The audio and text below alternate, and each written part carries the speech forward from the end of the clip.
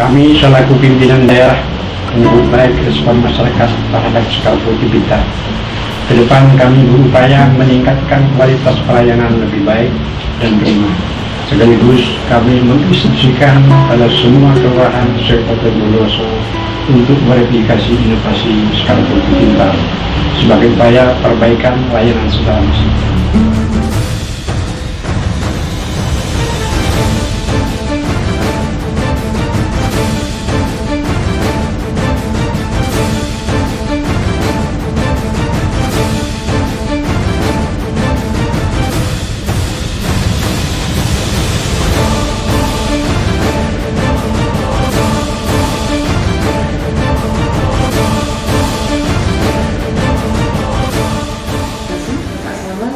Dan rekan-rekan dari tim kabupaten, ada dari bagian organisasi, dari Bapeda, serta staf jajaran BPNTTS Naker, nasihat sehingga berkesempatan untuk melaksanakan aktivitas kita hari ini. Dan untuk kegiatan inovasi maupun kinerja daripada Bapak Wakil Bupati, di sini kami akan menyampaikan bahwa dari jumlah ASN sejumlah 47 orang itu dua misi, karena di sini menangani dua urusan, yaitu urusan penanaman modal dan perizinan dan juga urusan tenaga kerja. Kami mengaku misi pertama yaitu membangun kemandirian ekonomi dan memperkuat keunggulan serta menggerakkan ekonomi kerakyatan dengan tujuan meningkatnya pertumbuhan ekonomi yang tinggi dan berkualitas. Sasarannya nanti adalah meningkatnya investasi daerah. Kemudian untuk pekerjaan yaitu meningkatkan kesejahteraan sosial masyarakat. Tujuannya adalah menurunnya tingkat kemiskinan dengan sasaran menurunnya angka tingkat pengangguran terbuka. Kemudian tujuan daripada Densra Dinas adalah meningkatkan realisasi investasi dan kesempatan kerja, di mana indikatornya adalah nanti persentase peningkatan investasi, kemudian persentase dari tingkat kesempatan kerja. Izin jemput bola secara mobile. Yang melatar belakangi inovasi ini satu terkait dengan instruksi Presiden nomor 7 tahun 2019 tentang percepatan kemudian berusaha. Kemudian tempat, tapi tim turun melakukan konseling dan juga melakukan proses izin di tempat dengan tujuan mendekatkan pelayanan pada masyarakat. Kemudian sasaran kegiatannya adalah pelaku usaha yang belum memiliki izin dan juga beberapa permasalahan yang harus diselesaikan oleh pelaku usaha. Next, alun-alun Kota Bondowoso. Hasil yang diharapkan adalah terjadinya peningkatan jumlah izin yang diterbitkan untuk para pelaku dan penurunan permasalahan proses perizinan Bondowoso. Kemudian outcome-nya adalah investasi meningkat ketika proses izin itu banyak, otomatis nominal dari investasi akan juga mendongkrak investasi nominal Bondowoso. Kemudian meningkatnya penyerapan tenaga kerja, jadi data tenaga kerja yang ada di kami akan menjadi laporan bahwa mereka sudah bekerja, tidak karena kita ini harus kerja, ya. Nggak perlu ada debatable, nggak perlu perdebatan, nggak perlu. Tapi bagaimana solusi yang harus kita lakukan, ya. Semua yang dimaparkan oleh Bu Nunung sudah bagus, sangat bagus, sangat bagus. Tapi terkadang hasilnya nggak sesuai dengan paparan, nggak sesuai dengan ekspektasinya. Kenapa? Satu, karena soliditas organisasi kurang, ya kan? Apa itu soliditas organisasi? Ya, antar ini sehingga arah dan tujuan program dan kegiatan yang dimasukkan dalam RKA OPD itu tidak sesuai dan informasi yang kita dapatkan banyak rencana kerja yang dimasukkan dalam dokumen itu copy paste tahun-tahun rencana kerja tahun-tahun sebelumnya, sehingga terkesan monoton. Kerjanya ya itu saja, hanya anggarannya diperbesar, diperkecil dan sebagainya. Bukan itu cara kerja kita. Cara kerja kita lihat RPJMD kita lihat rencana kerja rencana kerja daerah kita, RKPD kita, temanya ke arah mana. Setelah itu di breakdown ke masing-masing OPD, apa yang harus dikerjakan oleh masing-masing OPD. Saya harus ke bagian kerja yang mana. setelah OPD breakdown lagi ke masing-masing bidang-bidang apa yang harus dikerjakan oleh bidang-bidang. Itu harus sesuai, ya, dipercepat, biaya murah, ada kepastian hukum, ya, mengenai kemudahan dalam prosedur dan mekanisme pengurusan. Itu aja sudah, gak usah ruwet-ruwet, ya. Untuk bidang tenaga kerja, ya gimana masalah pengangguran ini mengalami penurunan, ya kan, tingkat pengangguran kita. Cross cuttingnya nanti akan kita lihat, ya, akan kita bicarakan. Cross cutting internalnya, kalau yang saya lihat, penanaman modal ini ya dengan perizinan. Kalau penanaman modal kita, iklim investasi kita, banyak investor masuk ke Bondowoso, tentunya perizinan kita akan meningkat. Perizinan meningkat, indeksnya apa yang menjadi indikator, yang menjadi parameter kepuasan masyarakat. Itu saja, wis gak usah rendah-rendah. Sekarang caranya bagian permodalan, bagian ini apa? Investasi, ya. Penanaman modal, wis. Bagaimana sekarang mempromosikan Bondowoso kepada dunia luar, ya kan? Bahwasanya di Bondowoso ini ada beberapa potensi-potensi wisata alam, potensi-potensi wisata bisnis. Ini nanti kita bicara cross cutting dengan eksternalnya.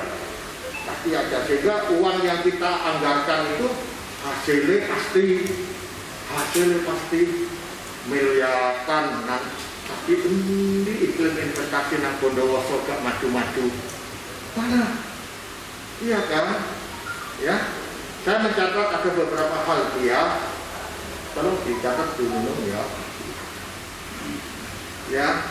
DPMTFP ini tujuannya ya sama tadi itu, ya, peningkatan kualitas dan realisasi investasi daerah, ya, dan juga pelayanan yang prima, wis itu toh, ya, jadi berbagai, ya, rencana aksinya dibuat, ya, untuk meningkatkan iklim investasi, promosi digalakkan, ditingkatkan, untuk dananya itu harus dianggarno itu, ya, kualitas pelayanan dan iklim investasi itu juga harus dipaparkan, ya kan, kualitas pelayanan ini juga menjadi ditingkatkan, ya. Terus mengembangkan sistem pelayanan yang maksimal itu, yang prima itu bagaimana, terus gitu aja, ya. Terus mewujudkan efektivitas pelayanan yang berbasis teknologi yang saya katakan semacam itu. Sudah, rencana aksi itu dibuat, apa yang harus kita kerjakan. Nanti bisa diterjemahkan yang dimaksud mewujudkan efektivitas itu yang bagaimana, ya, kualitas pelayanan itu yang bagaimana, kan sudah bisa dijelaskan itu nanti, ya. Sudah terbit, caranya ya apa, dipermudah dengan berbasis teknologi, apa model SMS, kita adopsi aja dengan apa, SOS itu, ya, sistem OSS, SOS itu apa cucian itu, ya, OSS, ya kan, online single submission, ya, online single submission. OSS itu coklit yang izin geopark, cari model bisnisnya, mana lokasi-lokasinya yang bisa dibangun oleh investor. Sudah kerjasama, minta data ke pariwisata, itu cross cutting, sing bener. Nah, yang punya lokasi pariwisata, dinas pariwisata, promosinya untuk menarik investor, BPMTSP, penanaman modal. Ngono kan, enak kan kerjanya kayak ngono, jelas. Ambil Diskoperindak, saiki lagi marak dengan pertanian. Juga Diskoperindak ini marak dengan adanya pasar ber-SNI, ya kan? Wes, ya apa? Saiki pasar bisa kita swastakan, kalau memang perlu diswastakan, dikelola swasta, ya boleh untuk di mapping, cari model bisnisnya dengan Diskoperindak, bicarakan model bisnisnya dengan Diskoperindak kalau melibatkan swasta, ya sehingga proses bisnisnya sudah jelas. Itu ya apa caranya dengan Dinas Pertanian, lahan-lahan dengan perhutani yang bisa ditanami porang. Setelah ada penanaman porang, bagaimana cara memproduksi punya nilai lebih, artinya added value, ya, yang mempunyai added value porang itu harus ada industri di sini.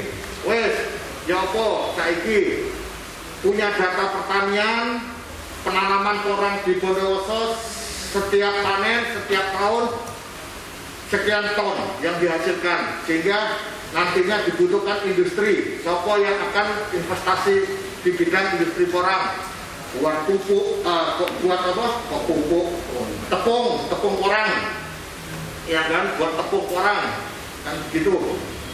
Nah, sehingga nanti wong investor itu wis duwe data, wah nduk Bondowoso iki lahan porang ternyata lebar yang tanam, hasilnya sekian ton dalam, sehingga saya kepingin investasi untuk industri olahan porang menjadi tepung.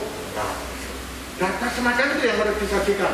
Wes, koordinasi DLHP, Birose kapasitas setiap harinya sampah yang dihasilkan, sampah rumahan, sampah plastik, dan sampah organik dan anorganik, itu harus punya data. Sampaikan nanti, oh dibutuhkan nanti investor untuk pengolahan sampah.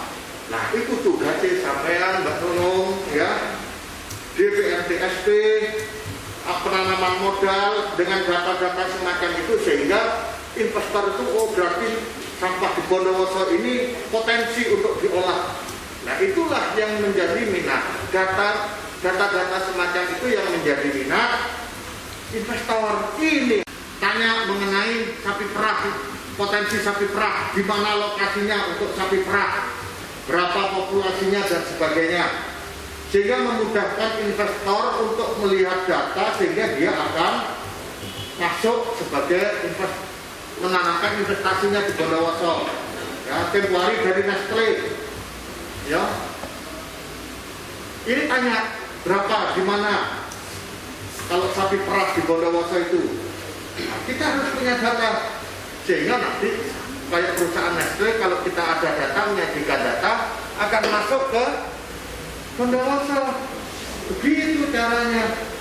Ya, sekarang populasi sapi, ya, dengan dibukanya pasar Locare, itu sebetulnya potensi untuk di pihak ketiga kan. Karena dari hulu sampai hilir di sana nanti ada pemotongan hewan terpadu. Swasta kan pemotongan hewan terpadu itu untuk menjadikan daging beku. Kalau perlu ada investor bidang cold storage setelah daging, karena potensi Bondowoso ini populasinya nomor 3 se-Jawa Timur kalau nggak keliru, ya kan? Kalau sapi-sapi Bondowoso terus penyembelihannya modern, anak cold storage, untuk kene kita bisa penghasil daging beku.